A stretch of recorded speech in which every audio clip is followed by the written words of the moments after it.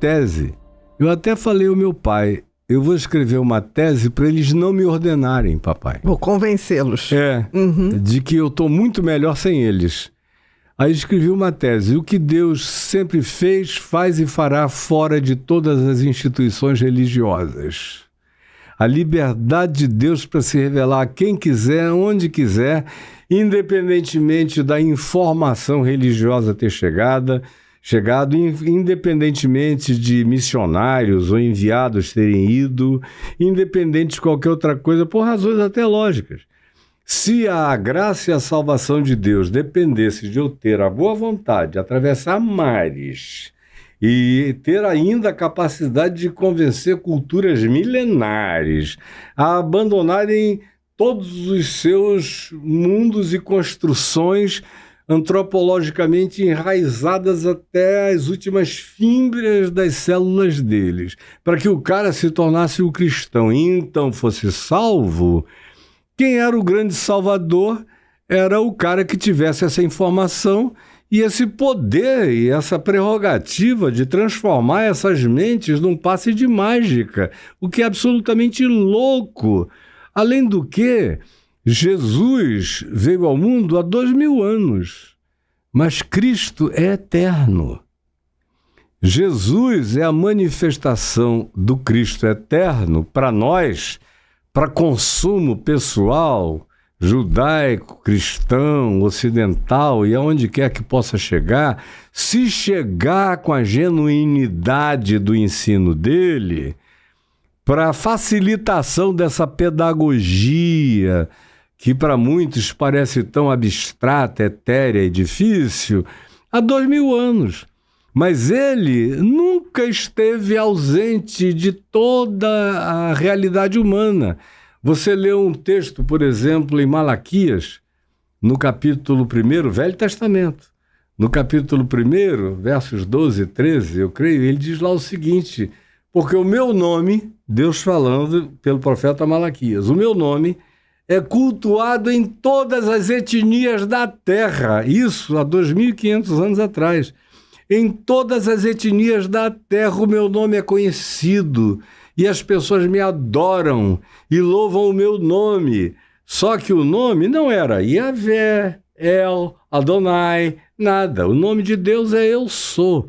O nome de Deus é o que brota dentro do coração. É o que todo mundo sabe. Num certo sentido, não tem gente que não saiba. É a religião que atrapalha esse saber intrínseco e inato, com o qual praticamente todo mundo nasce. São raros e, na maioria das vezes, tem algum tipo de deformidade neural ou dificuldade de natureza psicopatológica muito grave, para o cara fazer um bloqueio daquilo ali. E olha lá, e olhe lá. Você está falando do bloqueio. Eu sempre tive essa sensação. Quando eu escrevi Mentes Perigosas, dos psicopatas, eu nunca achei que fosse... que eles não sejam também criaturas criadas por essa energia maior. E que eu chamo de energia suprema. Eu chamo de energia suprema. Até porque todos nós derivamos desta energia suprema. Todos e tudo. Né? Mas eu acho que, de alguma maneira, é como se fosse um rádio que distancia tanto da fonte, né, que fica incapaz de manter a comunicação. De captar. Exatamente. Perde a frequência. Alguma coisa aconteceu no aparelho, né, agora, que não conecta. O pessoal não crê é que esse aparelho defeituoso, todavia, tem um eu profundo que está para além de todo o aparato defeituoso, externo, psicossocial, psicológico, comportamental e tudo mais, que é uma essência impenetrável por mim, por você, por qualquer um outro, mas que esse em quem todos são, sabe quem cada um é, e conhece todos os impedimentos, todas as dificuldades, todos os entupimentos, todos os bloqueios. E assim como eu vou, na minha limitação, a essência de um filho, ele com capacidades para além do que o nosso vernáculo consegue definir, penetra nessas entranhas, de modo que é por isso que Jesus disse: não julgueis, para que não sejam julgados, porque essas coisas, como Paulo disse, só vão ser conhecidas quando Deus abrir os tesouros do coração humano.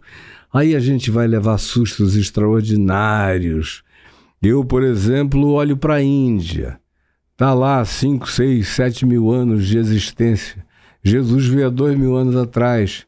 Esses caras não receberam graça de Deus? É claro que sim. Os chineses que estão lá aos milhões, há tantos anos, não receberam? É claro que sim.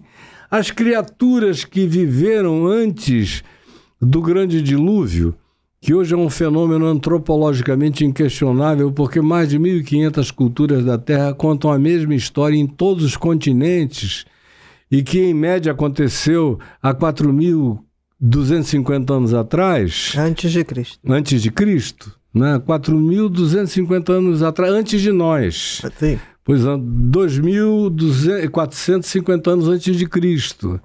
Por exemplo, acabei de voltar de Göbekli Tepe e Karahan-Tepe, na Turquia, e Darakuyu, que são estruturas de 12.000 anos de idade.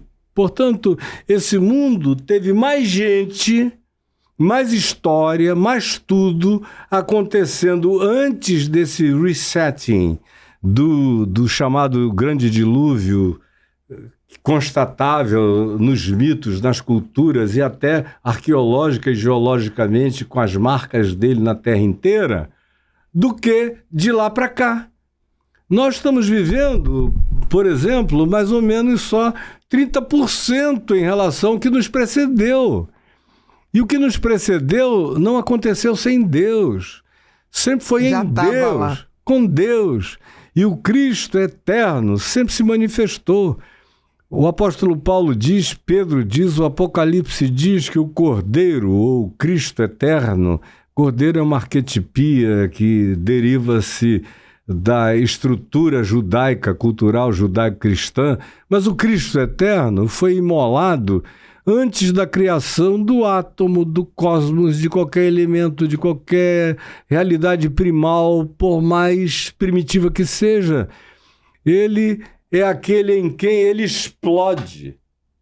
O Big Bang, que é uma teoria apenas, mas vamos supor, aqui a gente tem, por enquanto, depois pode ser substituída por outro. Seja qual seja a teoria, esse princípio primal é a explosão do Cristo, que cria todas as coisas. Tudo que você vê acontecendo é a explosão do Cristo eterno, que nunca esteve ausente, que está presente em tudo, que visita as pessoas em sonhos, em intuições, em percepções, em sabedorias, em conclusões do amor, em choques, em dores, em sofrimentos, em perplexidades boas ou ruins.